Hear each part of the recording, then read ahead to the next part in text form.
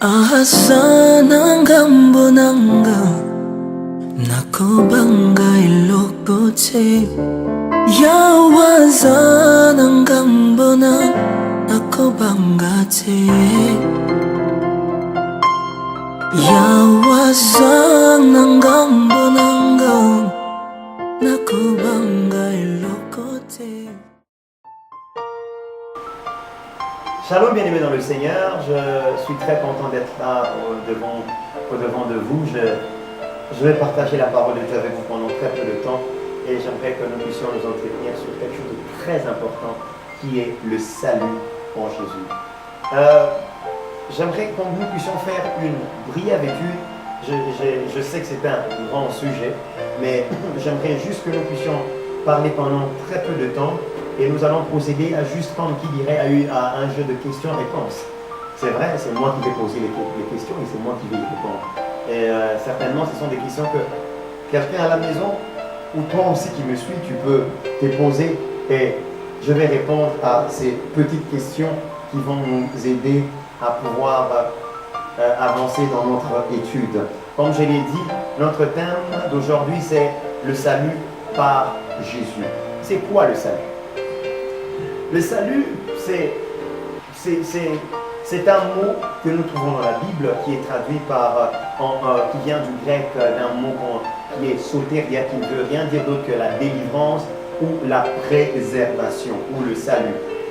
Il y a encore un autre terme latin qui est rendu en français par salut, qui est salvare, qui veut dire préserver ou arracher quelqu'un du mal.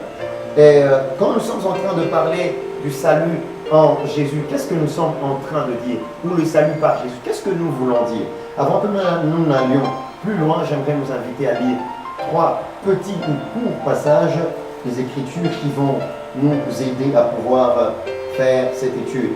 Le premier texte est dans Romains chapitre 3, le verset 23. La Bible dit « Tous ont péché et sont privés de la gloire de Dieu ». Le deuxième texte, c'est dans Romains chapitre 6, le verset 23. La Bible dit, car le salaire du péché, c'est la mort, mais le don gratuit de Dieu, c'est la vie éternelle en Jésus-Christ, notre Seigneur. Le troisième texte et le dernier, c'est dans 1 Timothée, le premier livre ou la première lettre de Paul à Timothée, le chapitre 2, le verset 5. Je lis au nom du Seigneur, la Bible dit ceci, car il y a un seul Dieu et aussi un seul médiateur entre Dieu et les hommes, Jésus-Christ, homme. Comme je l'ai dit, nous allons juste poser des questions auxquelles nous allons répondre. Et la première question, j'ai dit c'était quoi le salut? J'ai dit c'était quoi le salut? Mais est-ce que tout le monde a besoin du salut que Jésus donne? Est-ce que tout le monde a besoin du salut que Jésus apporte? Oui, la réponse est oui. Pourquoi? Parce que c'est tout le monde qui est dans le problème pour lequel Jésus donne le salut. Comme nous l'avons lu, la Bible dit que tous ont péché. Parce que le salut que Jésus donne vient donner la réponse au problème du péché. Et la Bible dit que tout le monde a péché et a besoin de salut et a besoin d'être sauvé. Parce que tout le monde est pécheur. Ça, c'est la première chose. Est-ce que tout le monde a besoin du salut? Oui, tout le monde a besoin du salut parce que tout le monde a besoin, tout le monde a péché. C'est alors que tout le monde a besoin du salut. Et alors, pourquoi dire le salut par Jésus? Pourquoi le salut par Jésus?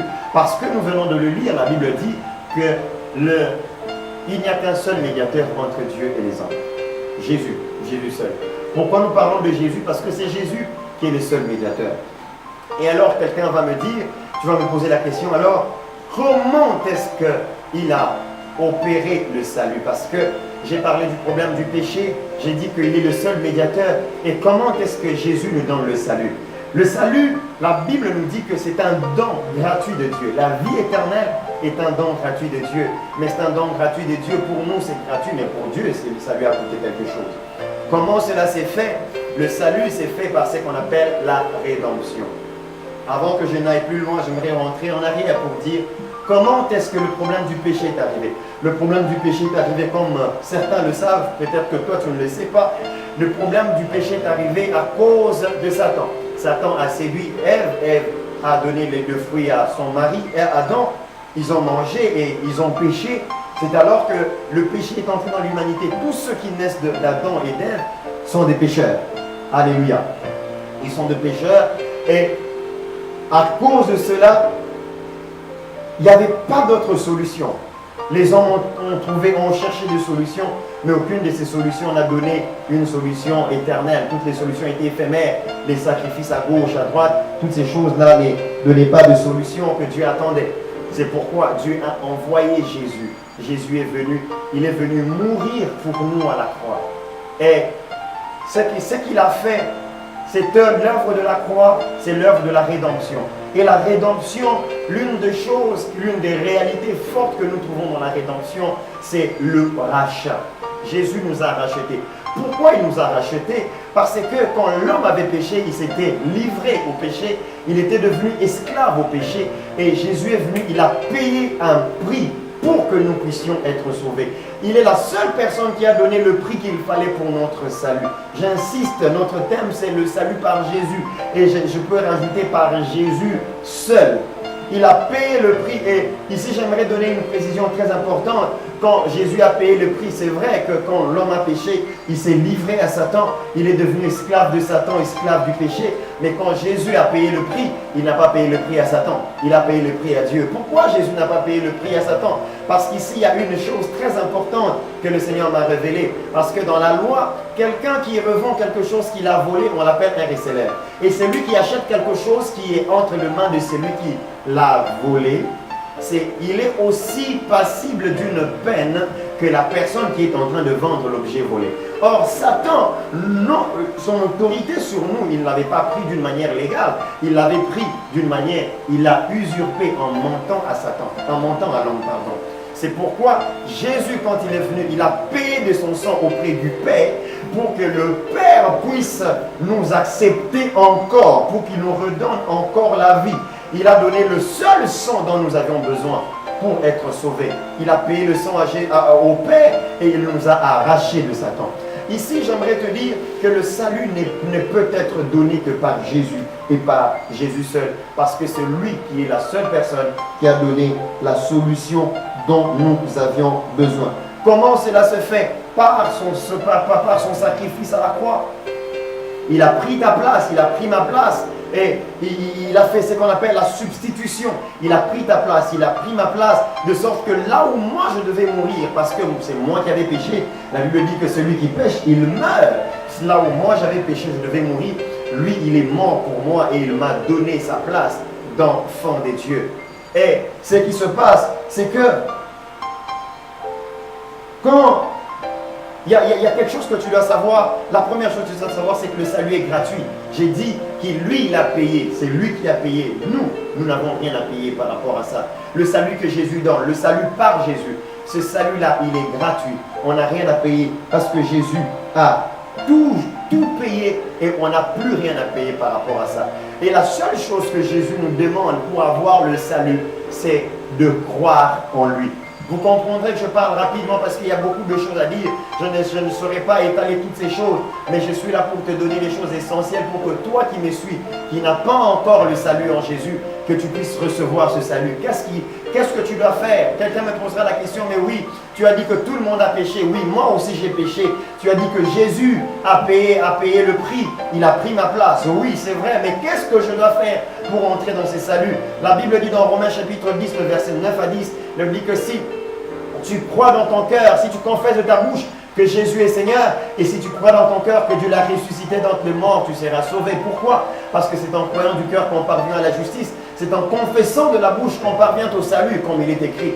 Et en cet instant, j'aimerais te lancer à toi l'appel, toi qui n'as jamais donné ta vie à Jésus, que c'est maintenant le temps pour toi d'être sauvé. Le salut en Jésus, il est gratuit. Tout ce que tu as à faire, c'est de croire. Mais encore, j'aimerais te dire, à toi qui as déjà donné ta vie au Seigneur Jésus, c'est que tu as choisi la bonne part. Le salut en Jésus, c'est quelque chose d'irrémédiable. J'aimerais te dire ceci, que ce n'est pas par les œuvres que nous sommes sauvés. Le salut ne se donne pas par les œuvres, le salut se donne par l'œuvre. Ce n'est pas parce que nous faisons, mais parce que lui a fait. Parce que lui a accompli à la croix. Nous n'avons pas à nous battre pour avoir le salut. Nous n'avons pas non plus à nous battre pour conserver le salut. La seule chose qui conserve le salut, c'est la chose qui donne le salut. Qu'est-ce qui donne le salut? C'est l'œuvre de la croix de Jésus. L'œuvre de la croix nous donne le salut. L'œuvre de la croix nous fait conserver le salut. Notre foi nous fait accéder au salut. Vous comprenez? Jésus, lui, nous donne l'œuvre. Jésus, lui, nous donne le salut. Mais notre foi nous fait accéder au salut. Notre foi nous fait accéder au salut. Et c'est cette même foi qui nous fait maintenir le salut. Tu n'as rien à faire, mon frère. Tu n'as pas à te battre. Jésus a tout accompli. Tout ce que tu as à faire, c'est de donner ta vie au Seigneur Jésus, de croire en lui et de le suivre de tout ton cœur. Et toi qui lui as déjà donné ta vie, j'aimerais te dire, reste attaché à Jésus. Parce que la Bible dit que si tu crois en lui, tu auras la vie éternelle. La Bible dit que quand tu as tant aimé le monde qu'il a donné son Fils unique, afin que quiconque croit en lui ne périsse point, mais qu'il ait la vie éternelle. La vie que Jésus donne est une vie éternelle. Et certainement, le Seigneur nous donnera beaucoup plus d'occasions pour parler encore de beaucoup de choses. Parce que aujourd'hui, je n'ai parlé que de l'accession. D'où vient le salut? Pourquoi le salut? Comment avoir le salut? Mais le salut n'est pas que ça. Le salut, il y a des avantages aussi. Aujourd'hui, c'est ton jour de salut. Tu n'as rien à faire, comme j'étais en train de le dire tout à l'heure. C'est que tu n'as rien à faire parce que Jésus a tout accompli. Tout ce que tu as à faire, si, c'est le désir de ton cœur de dire que je reconnais que je suis un pécheur et je reconnais que le salut ne peut venir de personne d'autre que de Jésus seul. Parce que Jésus est le seul médiateur entre Dieu et les hommes. C'est la seule personne qui a donné ce que Dieu attendait. Alors, tu vas faire cette prière après moi. Tu vas dire, Seigneur Jésus, j'ai dirigé ma vie moi-même. Mais aujourd'hui, je viens à toi. J'ouvre la porte de mon cœur. Je te reçois comme mon Seigneur et mon Sauveur. À partir d'aujourd'hui, je ne veux plus diriger ma vie moi-même. Je te donne ma vie. Je veux te suivre. Merci parce que tu pardonnes mes péchés. Merci parce que tu me donnes la vie éternelle. Et tu fais de moi un enfant de Dieu. Amen. Et je peux te dire, toi qui as fait cette prière, à partir de maintenant, tu es un enfant de Dieu. Et si Jésus revient maintenant, nous allons au ciel. Et s'il ne revenait pas et que le Seigneur se décide que tu meurs maintenant là, tu vas au ciel et nous nous reverrons là-bas. Que le Seigneur vous bénisse. Nous nous voyons très prochainement sur la même chaîne. Peut-être pas sur la même heure. Que Dieu vous bénisse.